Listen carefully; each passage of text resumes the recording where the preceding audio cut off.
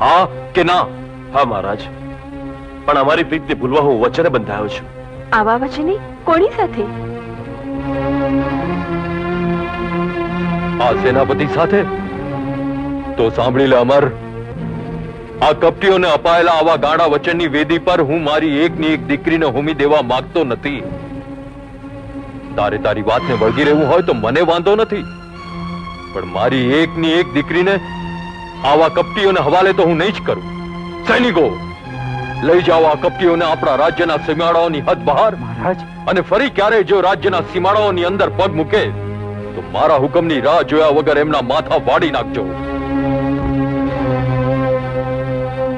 અમર, તારે મને વચન છે, પણ સેનાપતિનું એક કપટ હતું. વચનને વળગી રહી આવા કપટને સાથ ન અપાય.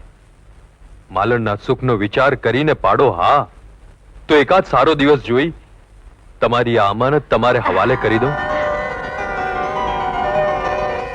જય શ્રી કૃષ્ણ. બંધાઈ ગયા ને પડીકા? સ્મશાનમાં તમારે મોઢું જ નહોતું ખોલવું જોઈતું. અરે તો કપાલ કુંડલા બનીને આવેલી માલણ મને મારી નાખત. તો શું થયું? અરે તમે રયત માટે જીવ દીધો એમ કેવાત, અને આજે પાડીઓ થઈને પૂજાત. હવે રાંડ્યા પછીનું ડાપણ શું કામનું?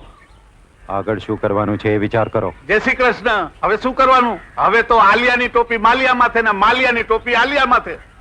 હા!